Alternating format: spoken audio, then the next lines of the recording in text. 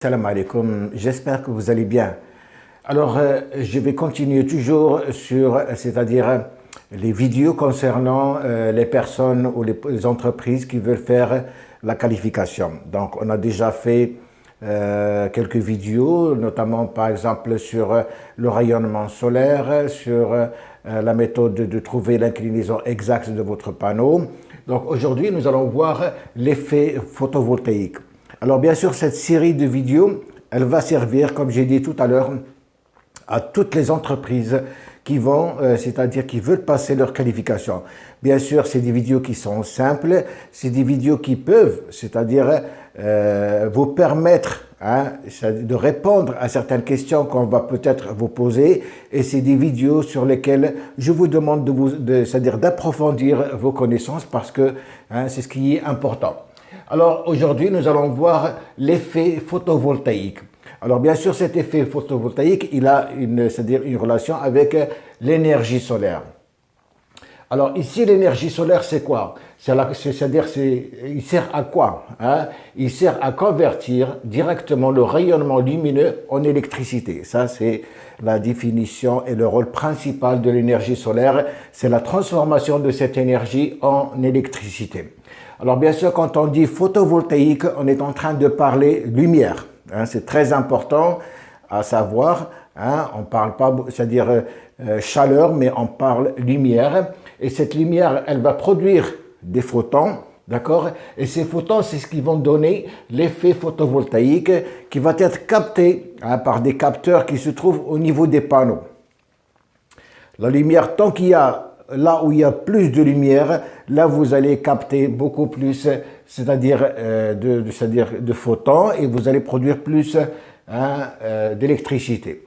Donc la lumière, si la lumière augmente, vous avez beaucoup de lumière, vous avez automatiquement l'intensité qui va augmenter et la puissance qui suit qui va augmenter, parce qu'il y a une relation entre l'intensité et la puissance. Si la lumière diminue, automatiquement vous avez l'intensité qui va diminuer et la puissance qui va diminuer. Alors ici, l'intensité et puissance, ils sont reliés. Donc avec cet effet photovoltaïque, vous allez créer du courant, c'est-à-dire cette intensité qui va être créée. Et cette intensité va me donner une certaine puissance que vous avez ici. Et cette puissance va me donner, bien sûr, de l'électricité que je vais pouvoir, c'est-à-dire exploiter au niveau de mes appareils, puisque nous avons la puissance, normalement, la puissance, elle est égale à la tension fois le courant. D'accord?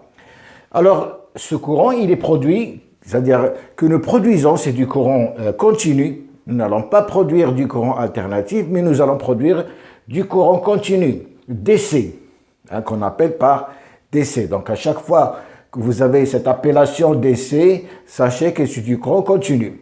Et ce courant continu, bien sûr, peut être converti en courant AC. Ce que vous avez ici, c'est le courant alternatif, c'est-à-dire en utilisant, bien sûr, un convertisseur, ou si vous voulez, l'onduleur. Ça, en cas de besoin, par exemple, si vous avez besoin de travailler avec de l'alternatif. C'est bon. Donc, c'est-à-dire, ce qui est important, c'est-à-dire à tirer de de ce que je suis en train de dire, c'est que l'énergie solaire, c'est surtout de la lumière, et cette lumière produit des photons, et ces photons, c'est ce qui donne l'effet photovoltaïque. Plus la lumière, elle est importante, plus la puissance, elle est importante, et plus vous avez une production d'énergie qui est importante, d'accord? Et le courant que nous produisons, c'est du courant DC, c'est-à-dire du courant continu, et ce courant continu peut être, c'est-à-dire redressé, peut être transformé en courant alternatif en utilisant ce qu'on appelle par les convertisseurs ou bien les onduleurs. C'est bon. Alors voyons maintenant, c'est-à-dire la fonction principale d'un système photovoltaïque. Donc vous allez faire votre installation. Cette installation, bien sûr, elle va comporter des panneaux, elle va comporter les batteries, votre onduleur et l'utilisation. Alors la production que vous avez ici, c'est la production, c'est-à-dire c'est les panneaux qui vont produire, d'accord, cette énergie, qui vont produire l'électricité émanant de la lumière. Et cette électricité que nous allons produire, c'est de l'électricité courant continu, c'est-à-dire DC qui doit être stockée dans des batteries. Hein. C'est des batteries qui ont la même tension que, c'est-à-dire, c'est des batteries de 12 volts, 24 volts ou 48 volts selon les panneaux que vous avez. Et ces batteries, ils vont stocker, c'est-à-dire le courant continu. Ce stockage de courant, il va être transformé, d'accord, en courant alternatif. Parce que très souvent, les appareils que nous utilisons, ils travaillent avec du courant alternatif. Donc, le courant continu stocké ici, il va passer dans, c'est-à-dire l'onduleur, et cet onduleur, il va transformer le courant que vous avez stocké ici du courant, c'est-à-dire DC en courant AC, et immédiatement, nous allons partir vers l'utilisation. Alors, bien sûr, cette chaîne qui est importante, nous devons la contrôler. C'est-à-dire que nous devons avoir un appareillage qui va contrôler, d'accord, cette chaîne, c'est-à-dire qui va assurer, si vous voulez, ce passage, c'est-à-dire de la production vers le stockage, vers la transformation, vers l'utilisation. Nous devons être sûrs que cette chaîne, elle est, c'est-à-dire réalisée. Donc, on va s'assurer de cette réalisation, c'est-à-dire de la réalisation de cette chaîne avec des moyens de contrôle. Et bien sûr, nous devons mesurer également ce que nous produisons. Hein, nous allons produire combien d'électricité, c'est-à-dire, si vous voulez, le rendement de nos panneaux, nous allons pouvoir le mesurer. Donc, il faut le mesurer, c'est-à-dire ce que nous sommes en train de stocker et ce que nous utilisons, c'est-à-dire est-ce que l'énergie que nous produisons, elle est suffisante pour nos appareils ou pas. Donc, tout ça, c'est important. Vous devez, c'est-à-dire le mettre en tête, toute la chaîne photovoltaïque doit être de cette manière. Produire, stocker, transformer, utiliser. Nous devons avoir un moyen de mesurer ce que nous sommes en train de produire. Nous devons avoir un moyen pour contrôler ce que nous sommes en train de produire également. D'accord ? Donc ici, vous avez les différentes configurations, c'est-à-dire vos installations photovoltaïques, d'accord?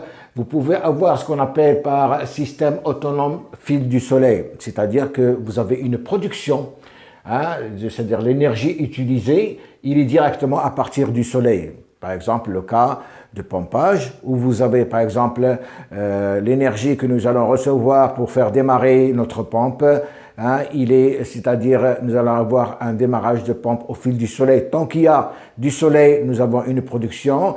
Tant qu'il n'y a pas de soleil, c'est-à-dire nous n'avons pas de production. C'est ce qu'on appelle par au fil du temps, c'est-à-dire au fil du soleil, pardon.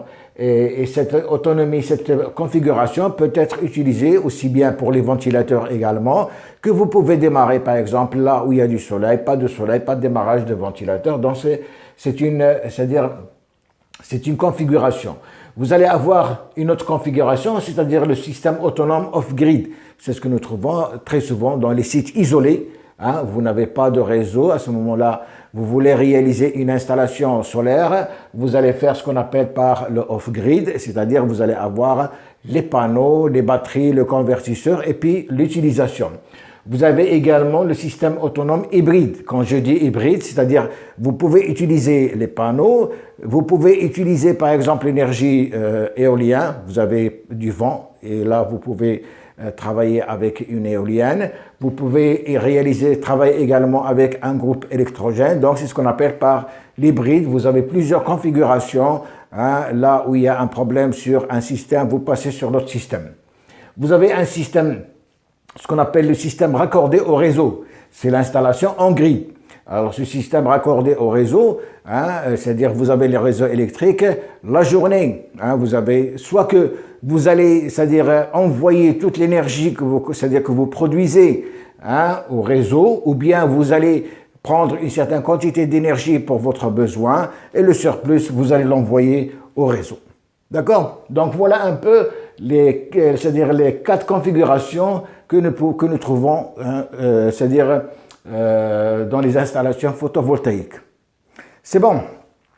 Donc ici, c'est juste, c'est-à-dire si vous voulez, un résumé, hein, de ce que c'est que l'installation photovoltaïque, comment est-ce qu'elle travaille, c'est-à-dire grosso modo, et quelles sont les différentes configurations et qu'est-ce que nous devons, c'est-à-dire contrôler, qu'est-ce que nous devons mesurer, c'est-à-dire dans une installation photovoltaïque. C'est bon. Alors comme j'ai dit au départ, ces cours que je suis en train de faire actuellement, ils sont surtout, c'est-à-dire nécessaires pour les gens qui veulent passer leur, comment dirais-je, leur qualification. N'empêche qu'il est important pour toute personne qui s'intéresse à l'énergie solaire et qui veut comprendre, d'accord, ce que c'est que l'effet photovoltaïque et comment est-ce qu'on peut l'exploiter. Alors, je vous demande de vous abonner à la chaîne, de mettre un like, de laisser un commentaire également, et on se reverra